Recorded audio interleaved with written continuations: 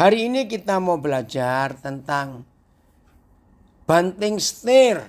Ya, apa itu istilah banting setir? Saudara, dulu pertama kali saya dengar kata banting setir, apanya dibanting? Karena memang sampai hari ini saya nggak bisa nyetir mobil. Jangan tertawa, awas ya. Nah, kata setir itu dari bahasa Belanda. Kalau Indonesia bilang kemudi. Tapi kalau kemudi itu lebih banyak arahnya kepada kapal. Stuur dari dalam bahasa Belanda. S-T-U-U-R, stuur. Nah, itu dia. Nah, terus kenapa harus banting setir? Saudara, saya belajar dari semua pengemudi. Ya, sopir. Nah, sopir pun itu dari bahasa Prancis, chauffeur. Ya, sopir, driver. Indonesia juga pengemudi. Oke. Nah, baik dari sopir, bis, mobil, masinis, itu pasti kereta api, ya masih bahasa Belanda juga. Terus pilot, nakoda, ya. Saudara pernah sadar nggak?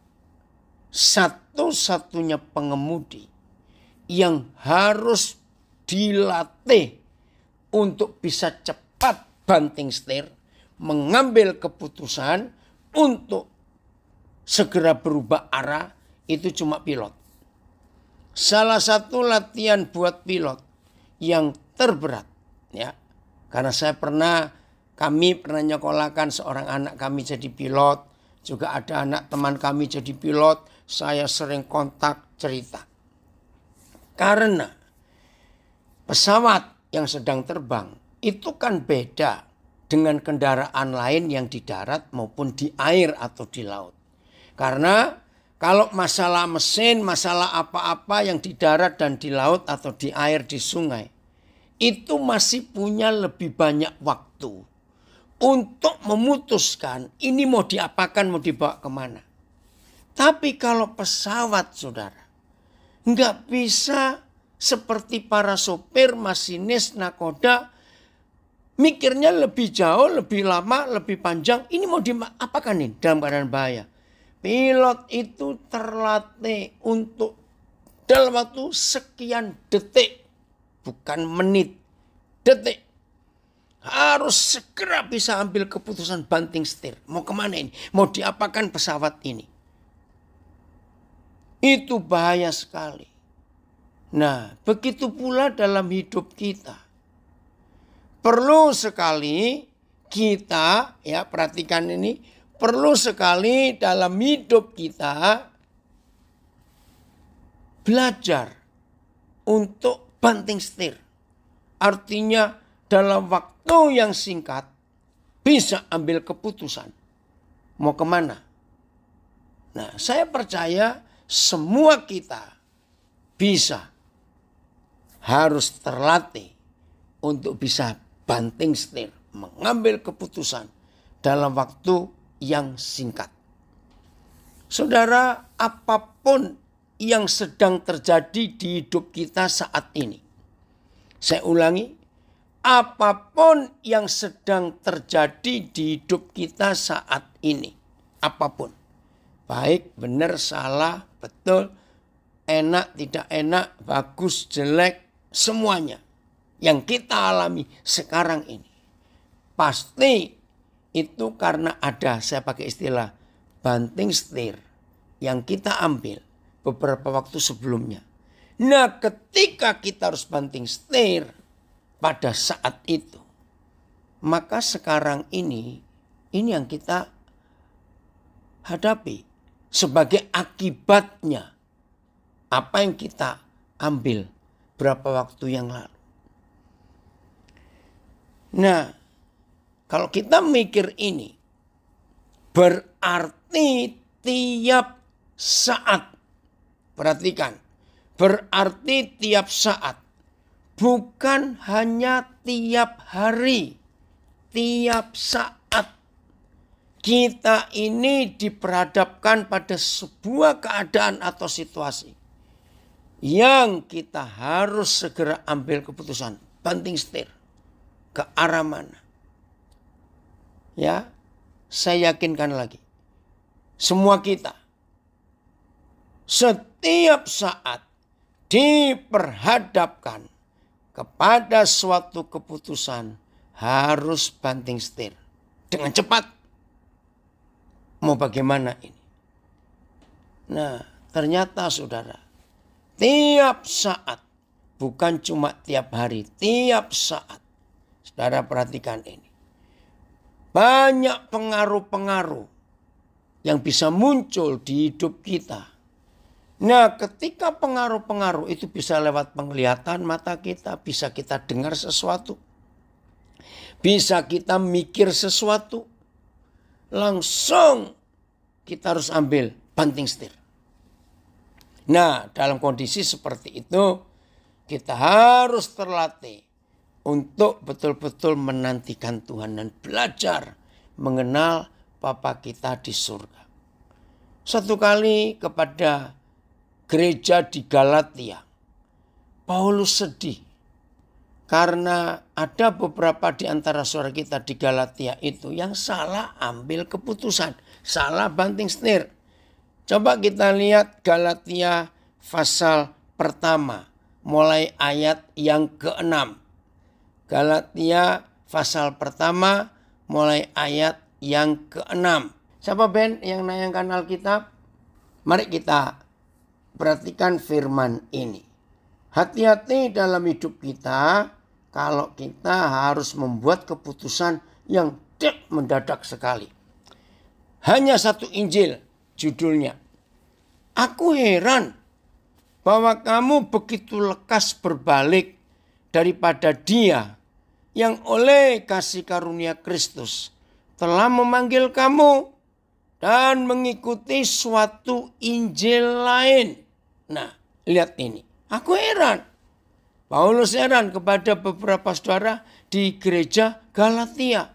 Kok cepat sekali kamu berbalik? Kata berbalik sini artinya negatif. Meninggalkan, membelakangi Tuhan yang oleh kasih karunia Kristus telah memanggil kamu dan mengikuti suatu Injil lain yang sebenarnya bukan Injil. Hanya ada orang yang mengacaukan kamu dan yang bermaksud untuk memutarbalikkan Injil Kristus. Aduh, ngeri sekali. Saudara masih ingat berapa hari ini viral?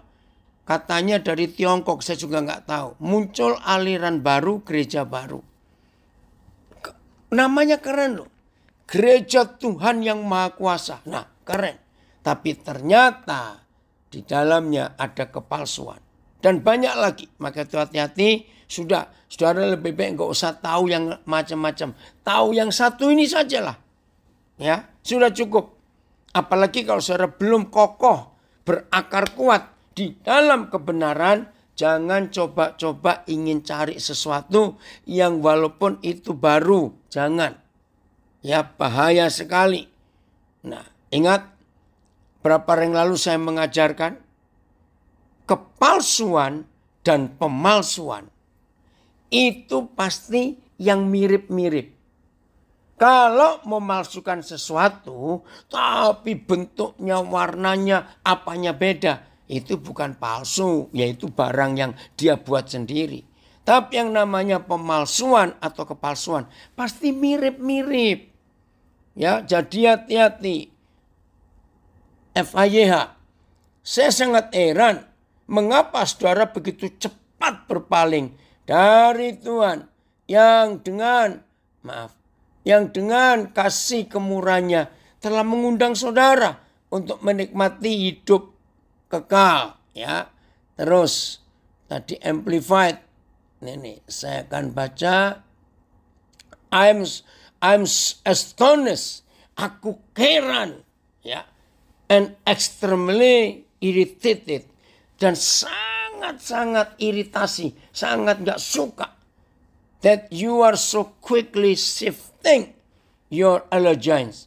Ya, cepat sekali merubah keputusanmu tentang sesuatu yang kau percayai. Oh, saudara, maka itu hati-hati dalam hidup ini. Membanting setir itu gak perlu yang ribet-ribet, yang ruwet, yang susah, yang mahal. Tidak. Pernahkah saudara mengalami lagi santai, lagi duduk enak, mikirkan sesuatu tentang Tuhan, kasihnya luar biasa, pokoknya senang. Tiba-tiba ada satu kalimat yang muncul yang kita ingat. Ada orang berkata kalimat itu berapa tahun yang lalu. Saudara, percaya enggak? Suasana hati yang tadinya bersuka cita, bergembira, bisa berubah dengan tiba-tiba. Rekan saya Mbak Tuan dari Salatiga, Pak Joni, terima kasih ya. Apa kabar itu?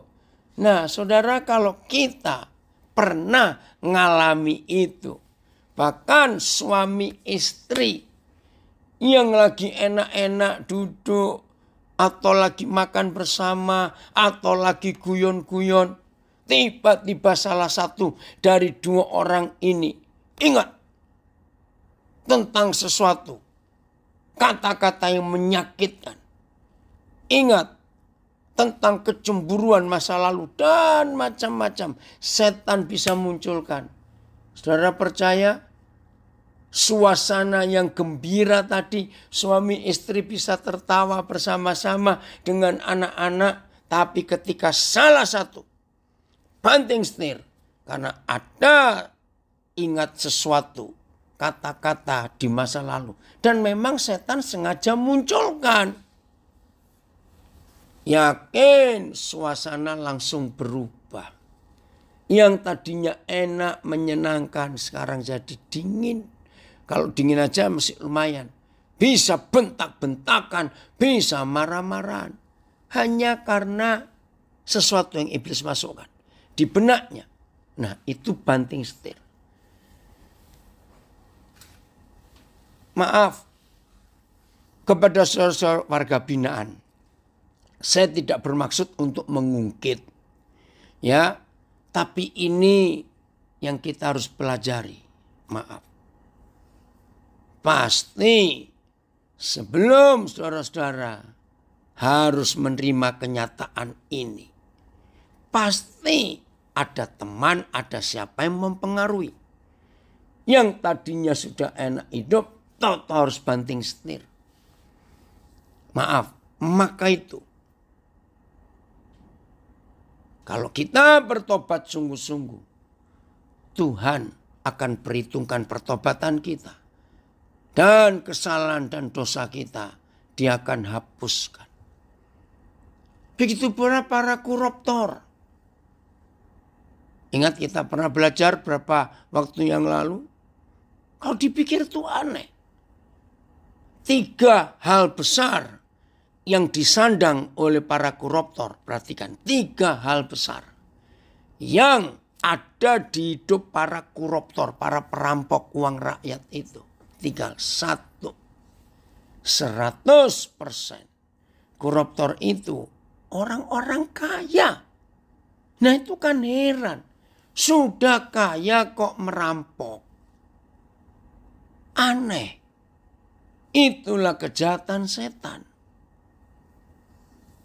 Berarti kurang kaya. Maka itu betul.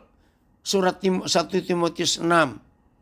Oleh ayat yang ke-9 dan 10. Orang yang ingin kaya akan jatuh ke dalam segala pencobaan, penderitaan, kehancuran. Ngeri sekali. Ya, nanti saudara baca 1 Timotius 6. Atau mau baca sekarang bolehlah supaya enggak lupa. Jadi para koruptor itu orang-orang yang sudah kaya. 1 Timotius 6 ayat 9 dan 10. Langsung aja Filemon digabung. 1 Timotius 6 ayat 9 dan 10. Nah, ternyata orang yang sudah kaya itu bisa kerasukan, nggak puas dan ingin kaya. Galatia 6. 1 Timotius ya 6 ayat 9 dan 10. Tetapi mereka yang ingin kaya, menjadi kaya tidak dosa. Tapi yang ingin kaya, terjatuh ke dalam pencobaan 1, ke dalam jerat. 2, ke dalam berbagai nafsu yang hampa, yang mencelakakan, yang menenggelamkan manusia ke dalam keruntuhan dan kebinasaan. Ayat 10. Ini yang kita harus hati-hati. Karena akar segala kejahatan ialah cinta uang. Sebab oleh memburu uanglah beberapa orang telah menyimpang dari iman dan menyiksa dirinya dengan berbagai-bagai duka. Oh ya, tadi saya lupa di awal. Ivan dari New York ikut gabung juga di Facebook. Ivan, senang sekali Papa. Ya, kamu belajar. Nah, ini loh. Karena akar segala kejahatan ialah cinta uang. Sebab oleh memburu uanglah beberapa orang telah menyimpang dari iman dan menyiksa dirinya dengan berbagai-bagai duka. Itu karena cinta uang. Jadi kita harus berhati-hati. Dari Banjarmasin kirim amplified bahasa Inggris. But those who are not financially ethical. Jadi enggak punya etika masalah finansial keuangan. And crave to get rich. Yang ingin rakus, ingin kaya. With a compulsive. Dengan yang menggebu-gebu. Greedy. Tamak. Longing for wealth. Langsung pokoknya aku harus kaya. Dikatakan di sini fall into temptation and trap, ya, pencobaan, jerat, dan banyak hal yang bodoh, yang menyakitkan. Nah, itu dia cinta uang. Jadi para koruptor itu diketahui. Mereka itu orang-orang sudah kaya. Itu nomor 1. Nomor 2. Koruptor itu rata-rata, kalau saya nggak berkata semua, orang-orang yang punya kedudukan tinggi di agama, di lembaga-lembaga keagamaan. Nah, logikanya kalau mereka sudah punya posisi begitu baik di agama mereka masing-masing, logikanya ya mereka nggak akan jahat dong. Karena firman Tuhan, kan semua agama punya kitab suci. Kan kitab suci mereka ngajarkannya nggak begitu. Nah, sudah. Nomor 3. Lebih gila lagi. Rata-rata para penjahat, koruptor, perampok uang rakyat ini, gelar terendahnya itu S2. Hampir nggak ada koruptor yang S1. Paling rendah S2. Berarti yang doktor S3 juga banyak. Bahkan ada yang sudah profesor. Nah, melihat hal ini saudara, ini kan sebuah fakta. Sebelum mereka terjerat, terjerumus, kan pasti ada suatu keadaan, ini istilah yang kita pelajari hari ini, yang mana mereka harus banting setir. Pada saat itu, maka itu penting sekali dalam hidup kita. Untuk kita mengerti. Minta Roh Kudus. Dan biarlah hidup saudara dan hidup saya dikuasai oleh firman Tuhan ini. Oke, kalau ada orang gak mau berkata, gak mau mengakui Alkitab ini firman Tuhan, gak apa-apa. Saya dipakai Tuhan untuk menolong banyak orang. Oke, kalau kamu gak mau percaya ini firman Tuhan, gak apa-apa. Tapi saya ajari mereka untuk percaya bahwa ini buku manual kehidupan. Dan puji Tuhan, gak sedikit yang percaya waktu saya ngomong ini manual kehidupan. Karena saya meyakinkan mereka, buat mereka yang tidak percaya Tuhan, gak mau beragama, saya tidak berkata bahwa ini kitab suci dan saya gak berkata ini firman Tuhan. Enggak, saya yakinkan mereka. Saudara, tapi saya katakan ini manual kehidupan. Sama seperti kita beli benda apa saja, semurah apa dan semahal apa. pasti ada buku petunjuknya enggak di dalam kotak yang kita beli, termasuk motor, termasuk mesin cuci, ya, penanak nasi, rice cooker, kamera, handphone, apa saja. Bahkan beli pulpen yang bermerek saja ada buku petunjuknya. Cara menggunakannya bagaimana. Nah, saya bilang kepada mereka, nggak apa-apa. Kalau kamu nggak percaya ini firman Tuhan, tidak apa-apa. Saya katakan kepada mereka bahwa ini buku manual kehidupan. Nah, mereka pertama nggak percaya. Ini salah satu, ya, bahwa ini manual kehidupan. Salah satu. Pola hidup sehat ada di kitab Musa. Saya tunjukkan. Ini loh. Kalau manusia ingin hidup sehat, ini manualnya. Nah, saudara bicara kepada para ahli gizi. Ya, dieters, istilahnya para ahli gizi.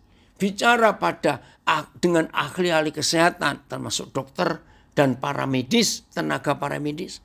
Mereka akan tahu bahwa yang tertulis di kitab Musa ini memang prinsip hidup sehat yang sempurna. Serius. Bicara soal kebersihan. Alkitab ini ngajar. Saudara, banyak hal. Ya, soal sanitasi. Alkitab ini ngajar.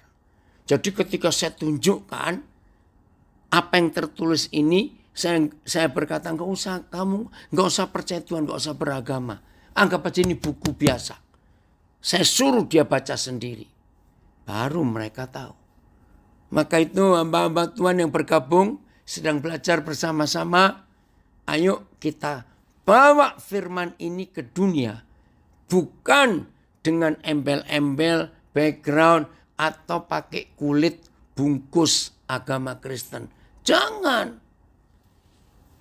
Nah, lalu pasti tanya, lalu gimana cara mengenalkan Yesus kepada orang-orang itu? Nah, kalau saudara masih berpikir seperti itu, saudara lupa. Yesus itu firman itu sendiri. Loh, betul tidak? Maka itu kalau kita mengenalkan firman Tuhan tidak dengan embel-embel agama, apalagi dengan Kristen, ini loh yang selalu saya berkata pada orang-orang misi. Penghalang misi terbesar. Tahu ya misi ya? Tugas gereja. Pergilah kamu. Beritakan Injil itu ke seluruh dunia. Semua terus ada banyak. Nah, satu-satunya penghalang. The Great Commission. Yaitu perintah agung. Satu-satunya penghalang. Dunia sudah terlanjur tahu. Yesus itu pendiri agama Kristen. Berarti agamanya Tuhan Yesus itu agama Kristen. Ini yang celaka. Betul tidak? Maaf. Datang kepada orang yang beragama lain. Yang bukan Kristen.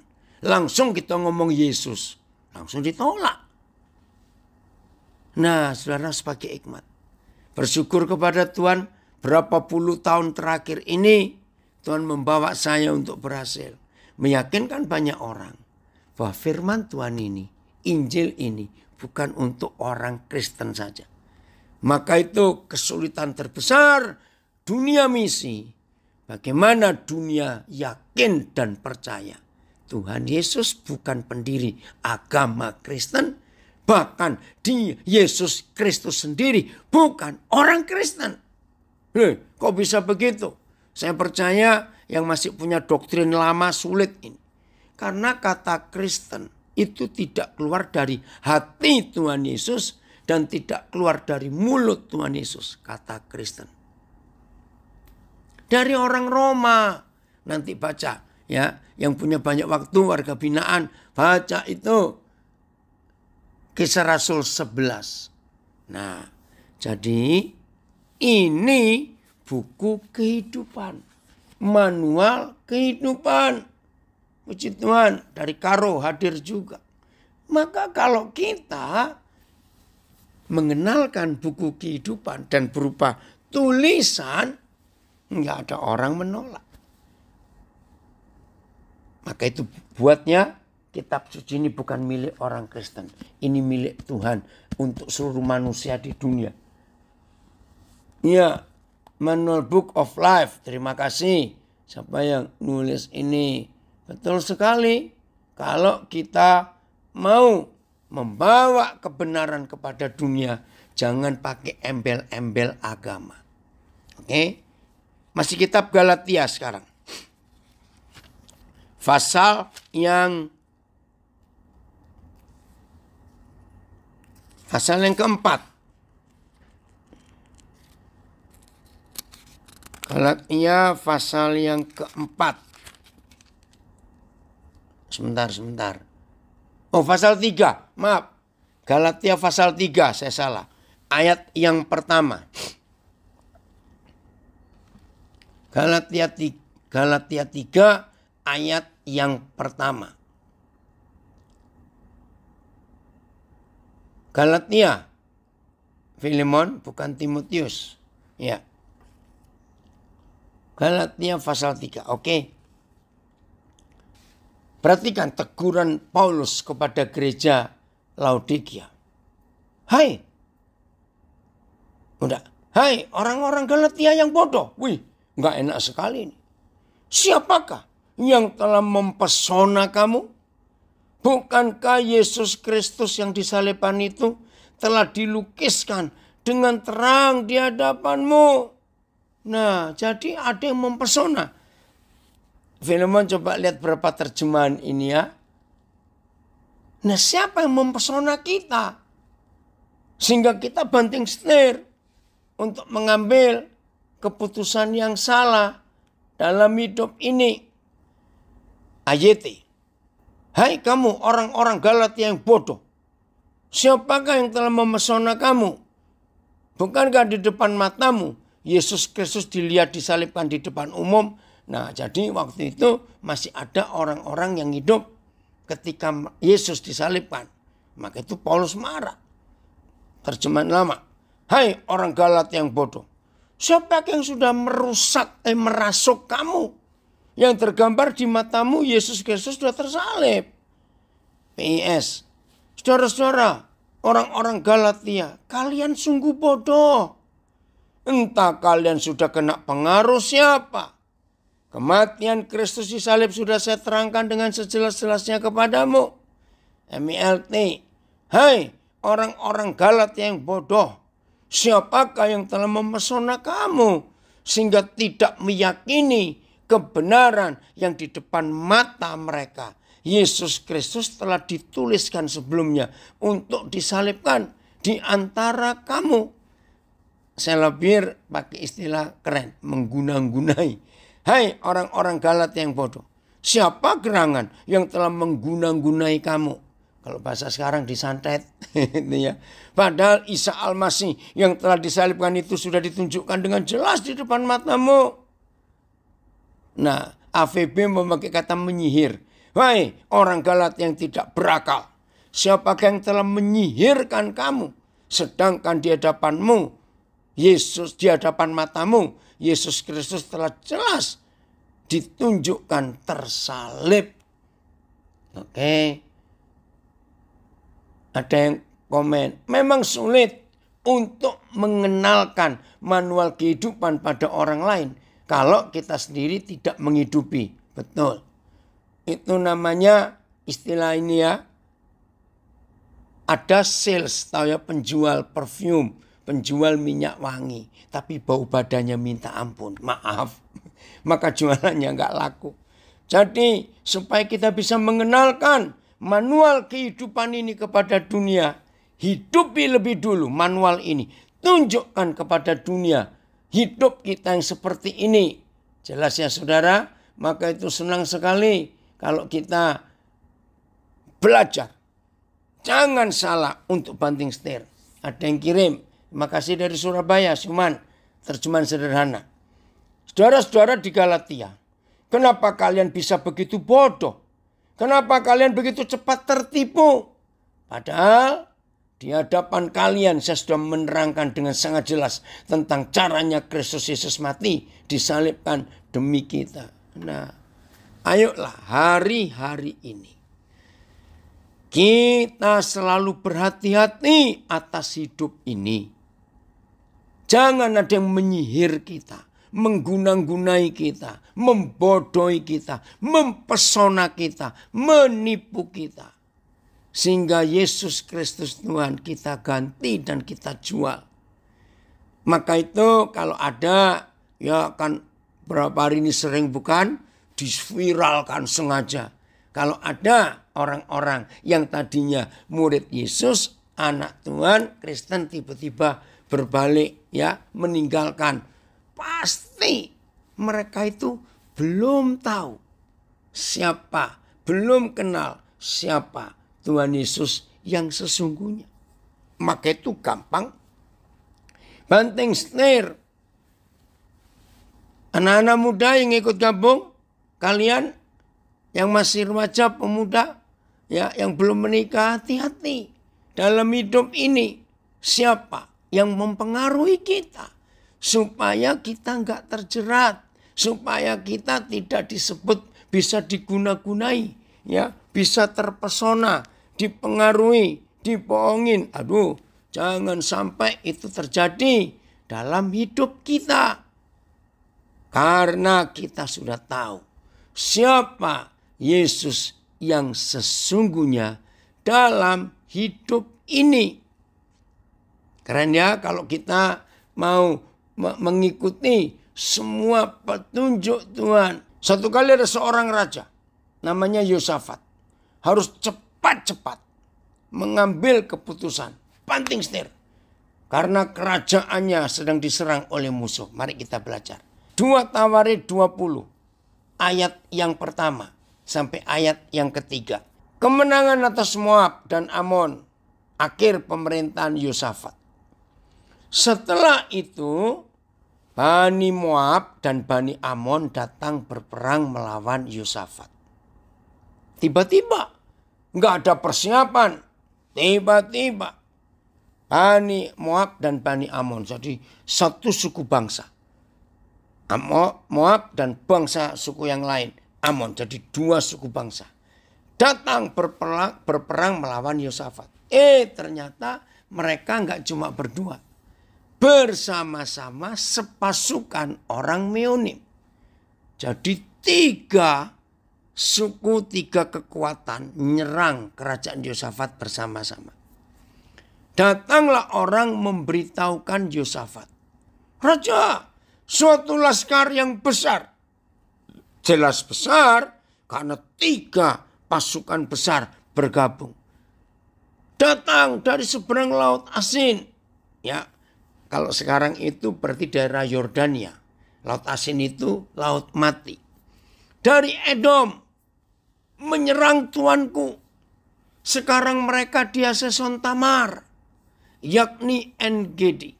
Sudah dekat itu dengan kerajaan. Dengan istana. Lihat ayat 3. Yosafat menjadi takut. Wajar, walaupun dia raja, dia tetap manusia. Yosafat menjadi takut, wajar. Nah, rekan-rekan, saudara-saudara, semua kita yang ikut belajar, itu memang yang kita alami sebagai manusia. Takut. Tiba-tiba. Nah, lihat kalimat ini. Lalu mengambil keputusan. Nah, ini saya suka untuk ganti. Lalu banting setir. Betul ya? Lalu banting setir. Apa harus dibuat dalam kondisi seperti itu?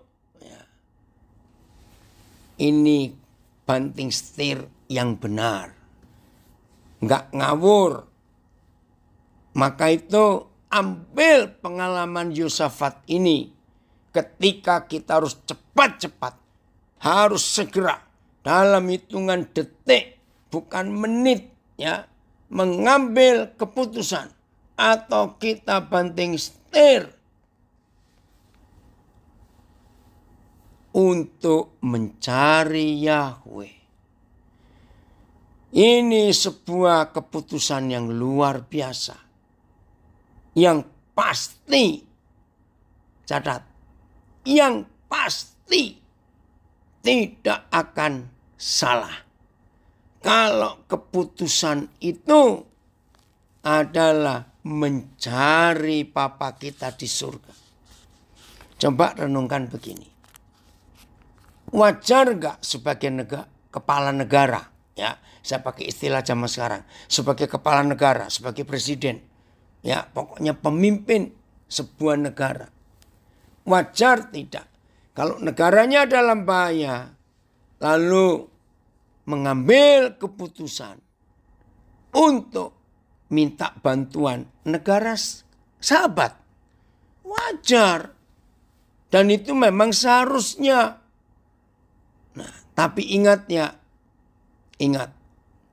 di dalam segala keputusan atau istilah saya banting setir tadi ini, jangan salah mencari pertolongan. Ya, jangan salah mencari teman bersekutu. Jangan salah. Di dalam keadaan terjepit sekalipun, jangan salah memilih siapa yang harus kita tuju. Jangan salah. Maka dengan pelajaran Raja Yosafat ini, saudara, percayalah sikap ini yang betul.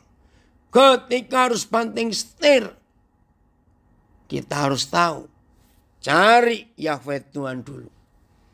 Rekan-rekan, saudara-saudara, warga binaan, mungkin hari-hari ini ada yang sedang cari orang, entah itu pengacara, entah itu saudara yang bisa menjamin untuk saudara ngurus PB, atau apa saja. Atau saudara sedang kesulitan untuk menghubungi keluarga saudara, karena mungkin sudah lama tidak kontak, atau mungkin mereka sudah pindah, dan macam-macam. Hati-hati dalam banting setir itu, supaya tidak ketemu orang yang salah. Kalau ketemu orang yang salah, hasilnya pasti salah. Jadi lebih baik untuk menunggu Tuhan di dalam segala keadaan. Ya, menunggu Tuhan. Nah, apa yang dilakukan Yosafat dalam mencari Tuhan? Filemon kembali ke ayat 3, 2 Tawarik 20.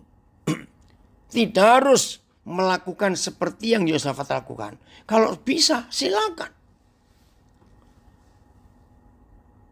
Saya ulangi lagi ayat 3.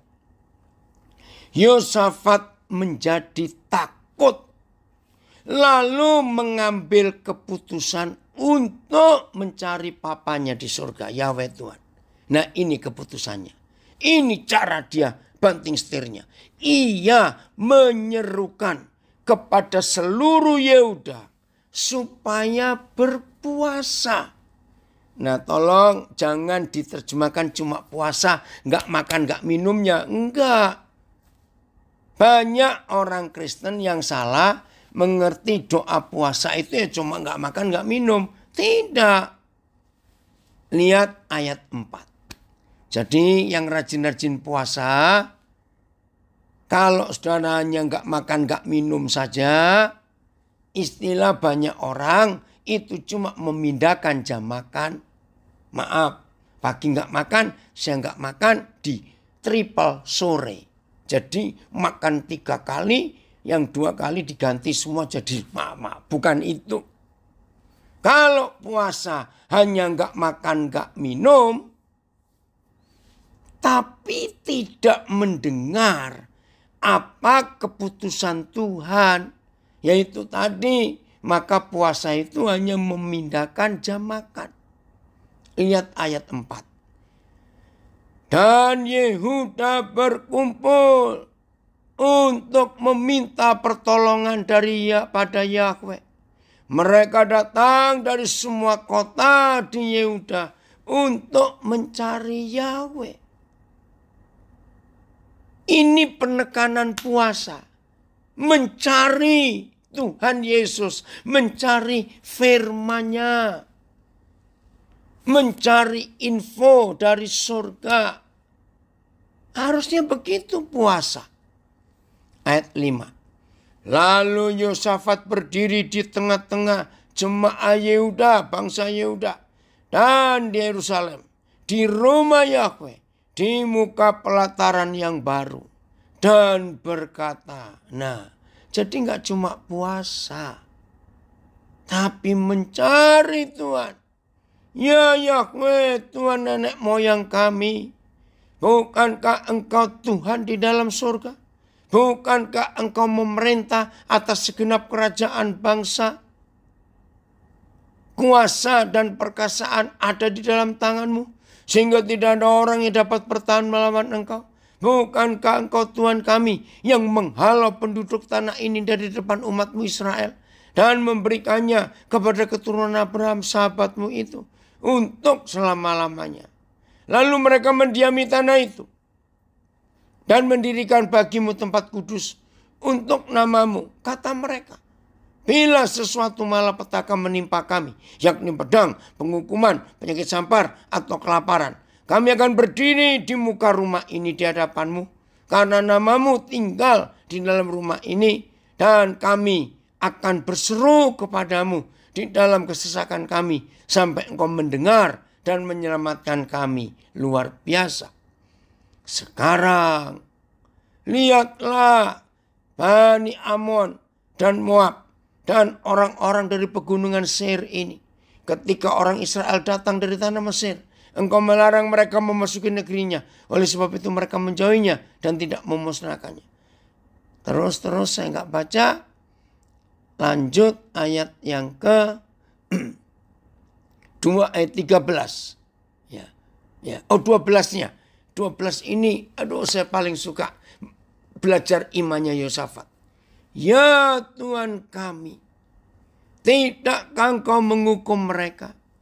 Karena kami tidak mempunyai kekuatan untuk menghadapi masalah ini, kesulitan ini, persoalan ini yang datang menyerang kami. Saudara-saudara yang dikasihi Tuhan, warga binaan, izinkan saya mengatakan kalimat ini. Seandainya ada di antara saudara yang sedang di dalam mengalami tembok besar di depan saudara, maju gak mungkin, lompat gak mungkin, pakai doanya Raja Yosafat ini.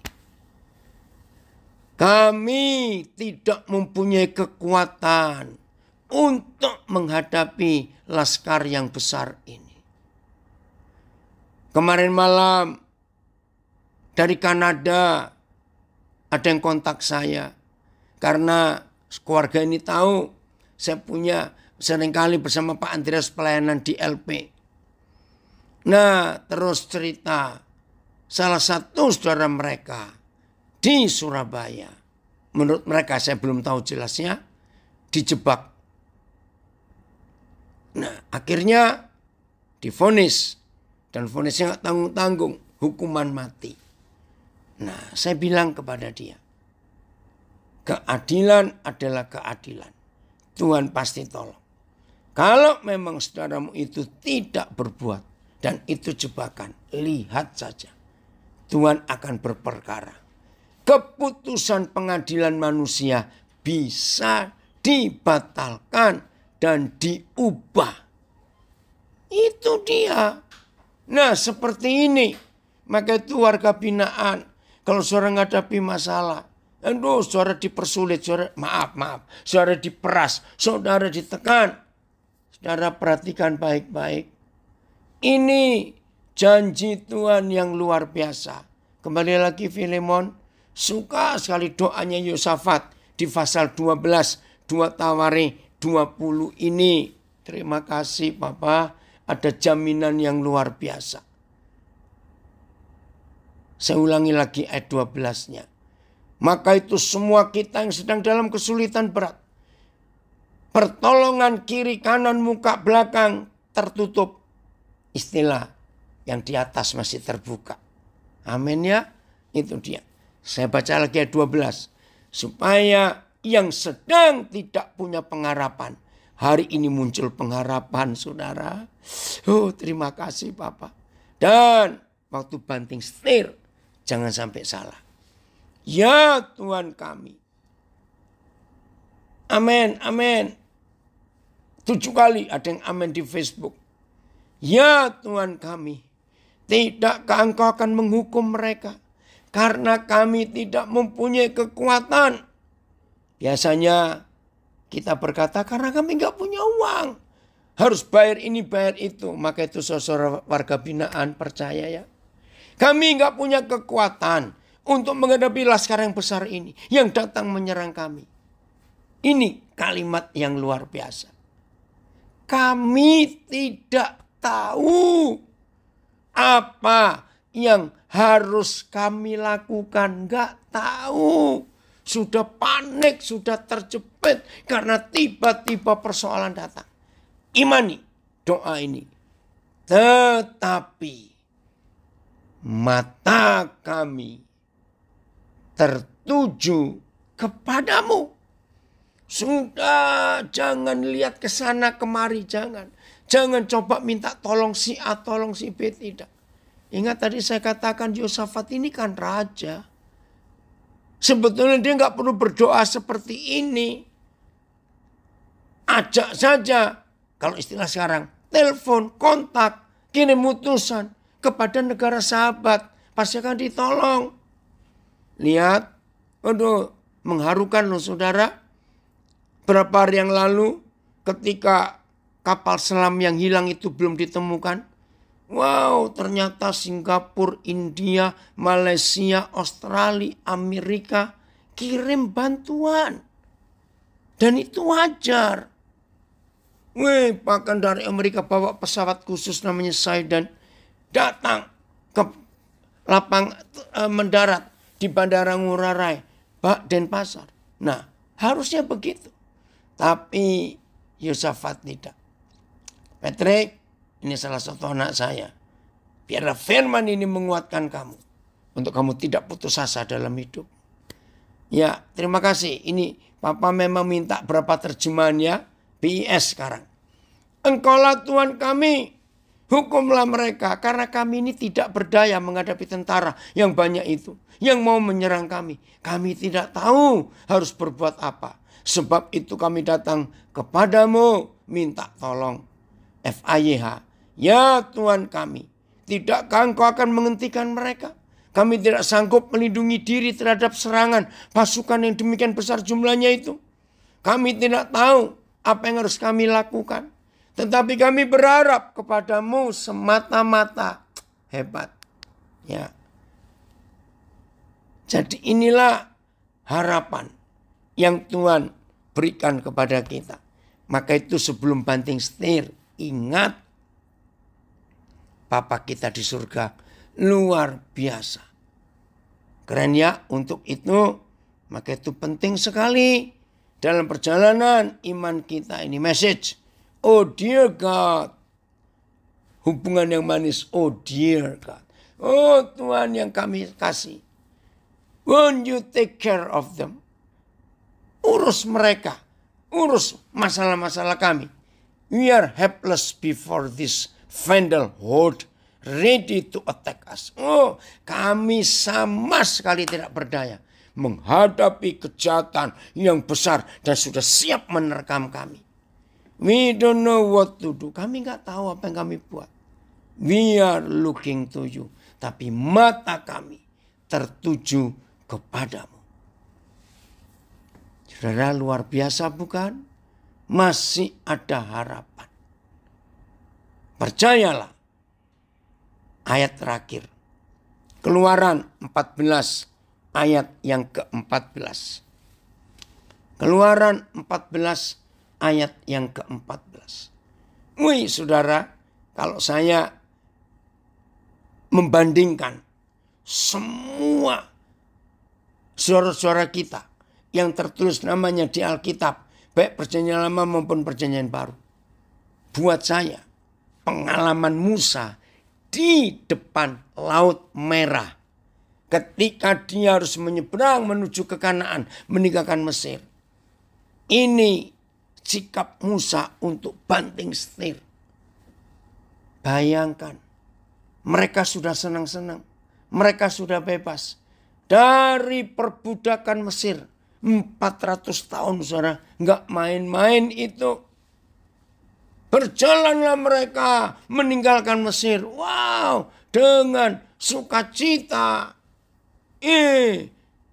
Tiba-tiba mereka lihat ada debu yang naik. Ingat ya, kan pasir. Dulu nggak dengar suara mesin karena nggak ada mesin.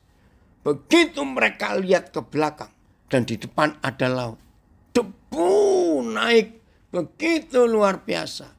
Begitu mereka tahu, ternyata itu Firaun dengan sekian banyak tentara yang berkereta kuda, yang naik kuda, nunggang kuda, mengejar mereka. Sayang waktunya. Saudara baca nanti di rumah ya, mulai ayat pertama. Begitu mereka lagi santai di pinggir laut, karena masih berpikir ini nyebrangnya bagaimana. Nggak ada kapal. Masa mau berenang orang sebanyak itu. Saudara masih ingat Musa dimaki-maki. Musa dibentak-bentak. Salah satu makian mereka yang saya paling sakit hati kalau saya dengar itu. Hei Musa, apakah di Mesir kurang kuburan? Sehingga kamu ngubur kami di laut ini. Aduh, saudara kalau dengar itu, kurang ajar betul nih Israel. Apakah di Mesir kurang kuburan?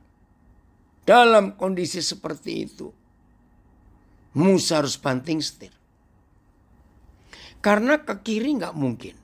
Ke kanan nggak mungkin. Apalagi balik ke belakang. Firaun dengan tentaranya ada di belakang mereka. Nah, masalah terbesarnya, mereka itu semua yang dipimpin Musa itu jalan kaki. Bagaimana orang jalan kaki bisa melawan yang naik kuda? Aduh, sudah nggak ada ceritaan. Akhirnya Musa berseru kepada Yahweh Tuhan. Mau bagaimana ini? Nah, nanti baca ya. Bagaimana Musa berseru. Itu sungguh-sungguh luar biasa. Saya coba merenungnya. Ayo coba merenung. Kalau saudara dan saya jadi Musa. Yang dibawa enggak 4 orang loh. Kurang lebih 4 juta orang, saudara. Dari mana saya bisa ngitung 4 juta? Dari bilangan pasal pertama. Saya lupa ayat berapa, nanti cari.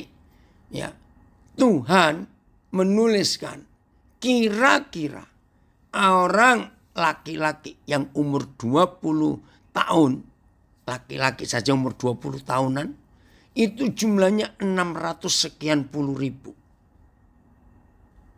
Belum adik kakak perempuan. Belum adik-adik mereka yang masih kecil-kecil. Yang di bawah 20. Belum opa-oma mereka. Bayangkan. Maka itu saya bisa ngitung kira-kira 4 juta. Saudara mimpin orang 4 juta di depan laut. Di kiri kanan padang gurun yang gak ada tempat bersembunyi. Di belakang mereka tentara.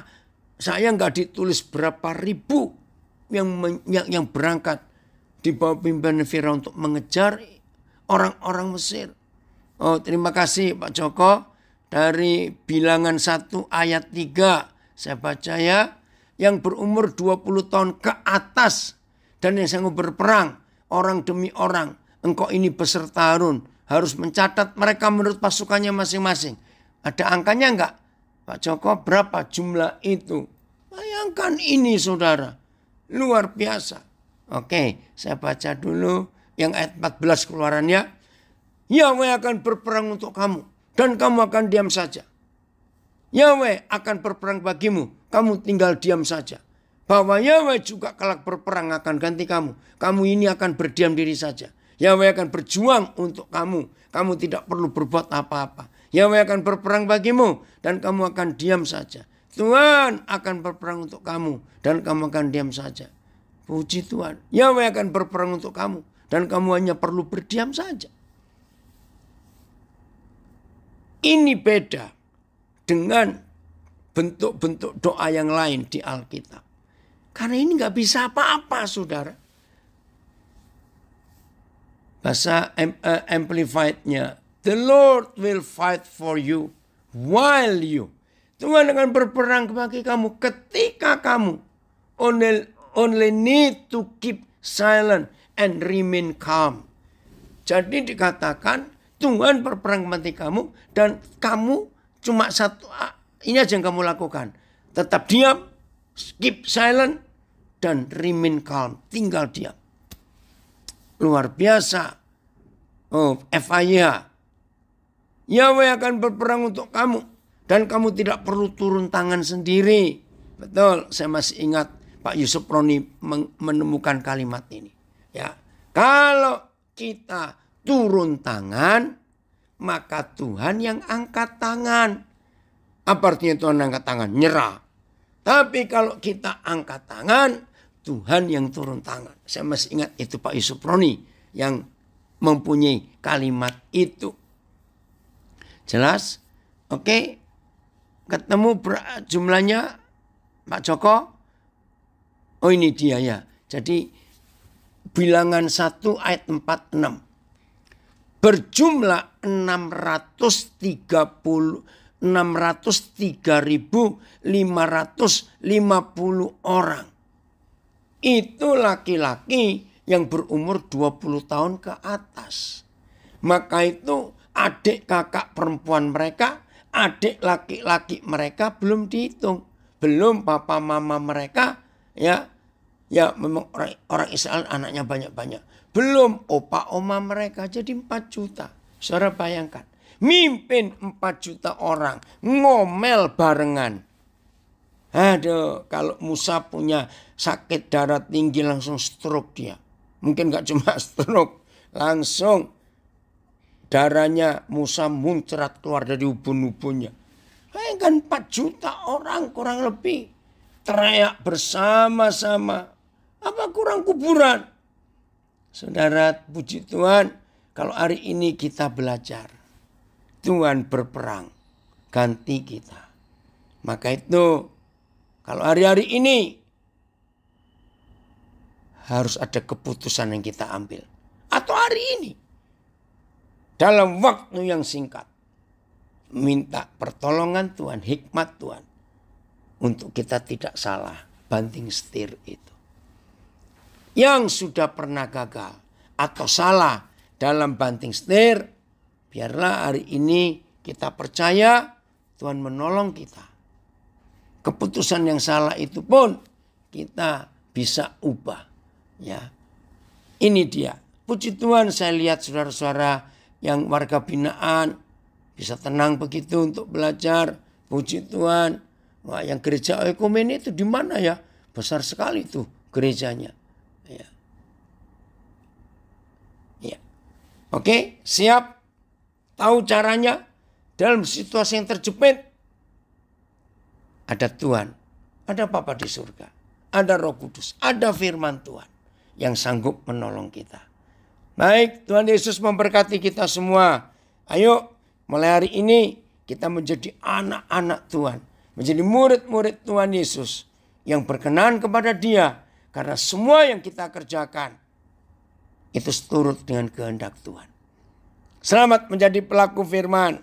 Tuhan Yesus luar biasa buat kita. Dan biarlah orang-orang ya melihat hidup kita karena kita menghidupi manual kehidupan ini. Dan begitu orang-orang tahu hidup kita beda dengan yang ada di dunia ini, maka orang lihat kamu pakai buku apa? Kamu itu belajar dari siapa? Nah, di situ firman Tuhan dikenal orang, kebenaran bukan karena agama Kristen.